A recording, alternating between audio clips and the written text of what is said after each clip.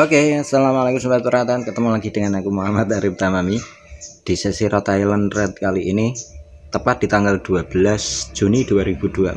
Setelah hampir sebulan aku nggak apa-apain itu si Gugu, tapi memang aku cek setiap hari berat badannya itu menurun karena virus ND. Virus ND itu momok ya, nggak bisa dipungkiri. Itu tepat di tanggal 12 Juli 2024 ini meninggal dia. Nah, pelajaran apa yang bisa diambil? Ikutin terus video ini.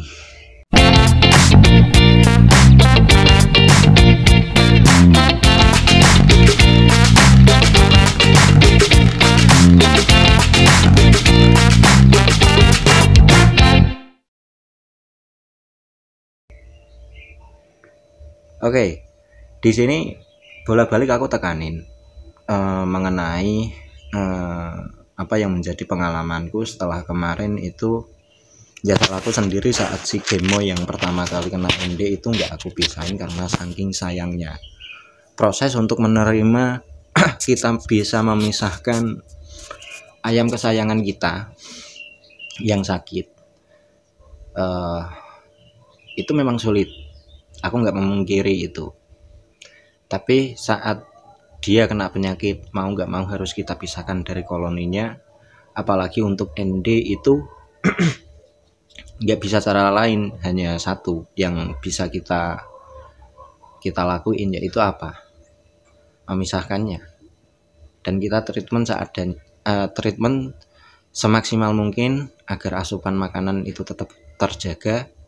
Si Gugu ini juga sampai bertahan 1 bulan itu sebenarnya sudah terjaga, cuma itu bobot badannya semakin turun, padahal nafsu makannya itu banyak.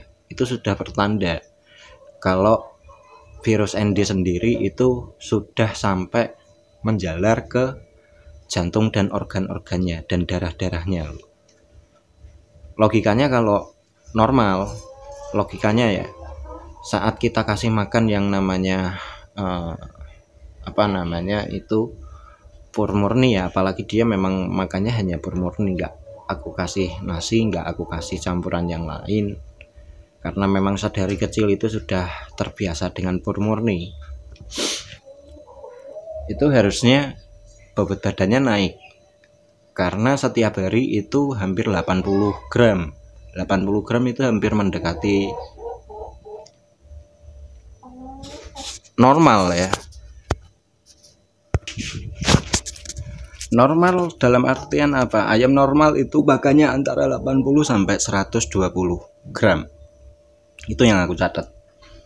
Nah, di sini kembalinya lagi kan, dulu waktu awal si Gemoy itu harusnya aku pisah langsung dan nggak aku satuin.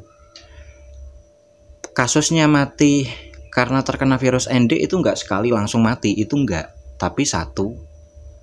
Terus berulang lagi, nanti ada yang kena lagi, ya kayak gitu lagi gitu. Jadi akumulasi, bukan seketika loh. Nah, makanya itu yang perlu disadari sekarang ya, sanitasi kandang itu yang penting. Dan uniknya lagi, ini si Gugu itu karena mungkin dia pengennya mati itu dilihatin sama bapaknya ya yang terbiasa merawat dia. Jadi itu saat ya sakaratul maut itu ya kayak cilukba sama saya waktu semalam ya, waktu semalam. Jadi kayak dia udah muter-muter itu kepala, udah mulai keluar lendir, udah keluar suara kok gitu kan. Dia lihat aku nggak jadi mati. Terus sampai yang terakhir ya karena ayam kesayangan ya gimana ya kan. Jadi ini tinggal satu untuk yang Rhode Island Red, tinggal yang si laki. Alhamdulillahnya ini sehat, dan dari seleksi alam itu dari ke 5 Rhode Island yang aku punya itu dia yang paling tangguh, dengan keadaan kandang sanitasi yang masih ala kadarnya, dengan bukan praktik terbaik, karena semua ini trial error. Semuanya aku dokumentasiin, semuanya aku perlihatin ke kalian biar kalian semua tantangan peternak itu sama momoknya. Kalau sudah kena ND itu aduh, kalau masih ngorok, senot, terus apa namanya itu masih memungkinkan kita menangani dan bisa selamat itu nyawa. Tapi kalau sudah ND, aduh, kemungkinan terbesarnya hanya satu, soalnya mati gitu. Kemungkinan hidupnya itu sangat kecil sekali. Dan ini ada footage-nya kalau kalian mau lihat.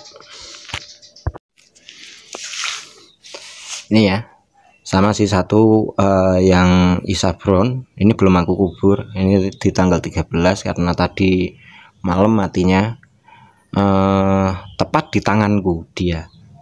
Jadi matinya dia pengennya memang kayak gitu, karena memang semua yang Rhode Island Red ya terutama ya, itu memang dekat banget sama manusia, dekat banget dengan saya terutama. Ya walaupun dari sini akhirnya aku belajar banget mengenai sanitasi kandang, terus tanggap saat ada gejala ayam yang bagaimana, terus makanan, nutrisi, asupan nutrisi buat dia, terus bagaimana cara mencegah agar nggak terjadi yang berulang, terus cara menanganinya.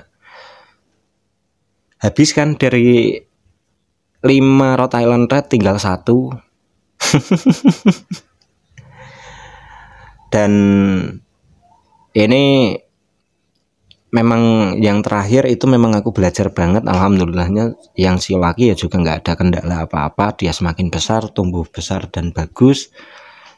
Semuanya juga bagus.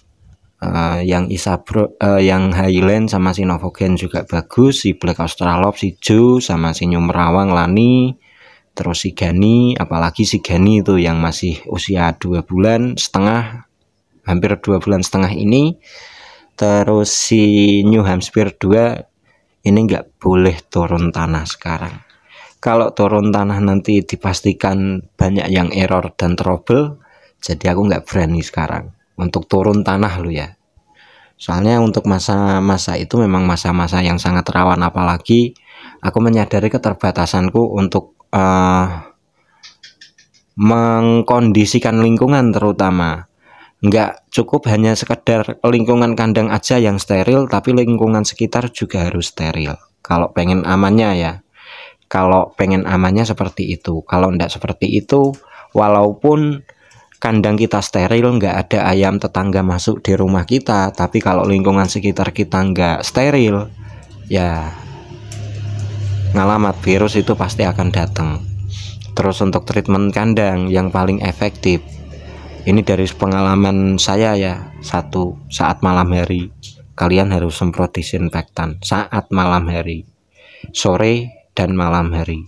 Pagi jelas, tapi sore dan malam hari itu vital. Lebih efektif itu saat malam hari, saat ayam itu tidur, dan saat bakteri itu berkembang di malam hari. Jadi waktu efektifnya itu saat malam hari. Oke, dari sini bisa belajar ya, dari semuanya. Resiko kematian setiap ayam itu memang ada, dan itu perlu disadari dari awal, apalagi kalian yang memang dari DOC, apalagi dari mulai telur tetas gitu kan. Itu sayangnya kayak apa sama ayam-ayam kita kan gitu.